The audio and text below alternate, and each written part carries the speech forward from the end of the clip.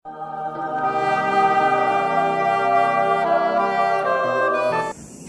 nama Bapa dan Putra dan Roh Kudus. Amin.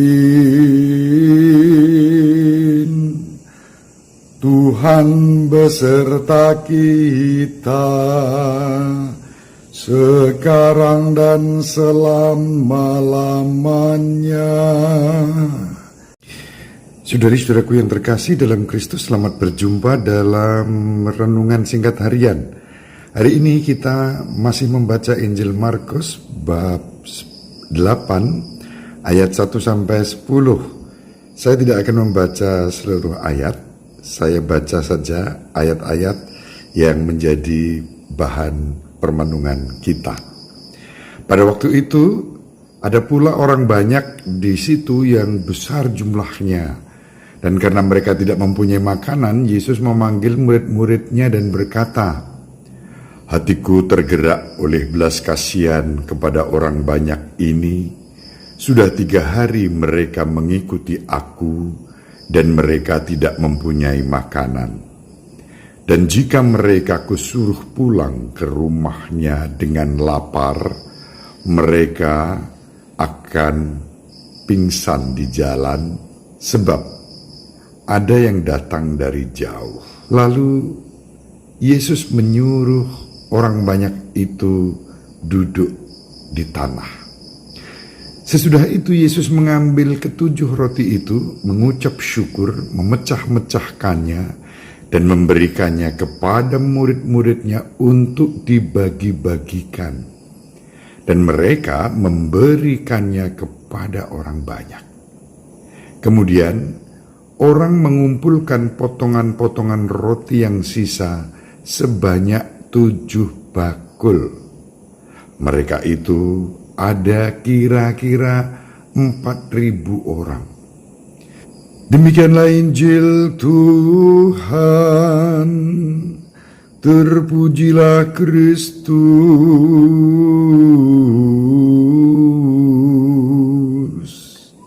Saudari-saudara yang terkasih, Santo Markus mencatat 2 kisah tentang penggandaan roti dan ikan. Yang pertama dicatat dalam Injil Markus bab 6 ayat 31 sampai 44. Yang kedua, seperti yang kita baca ringkasannya tadi, dalam Injil Markus bab 8 ayat 1 sampai 10.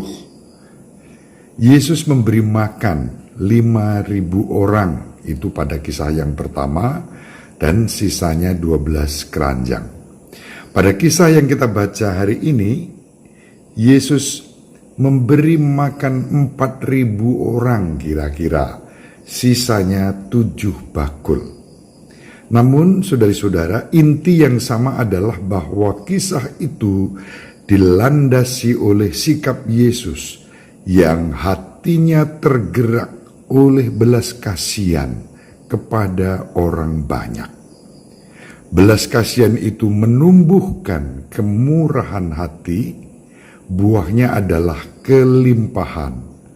Dasarnya adalah rasa syukur dan semangat berbagi.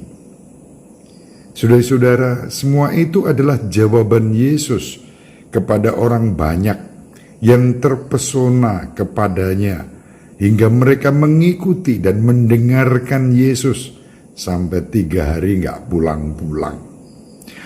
Orang banyak itu memilih dekat dengan Yesus dan mendengarkan Dia tanpa peduli pada rasa lapar yang mengancam mereka.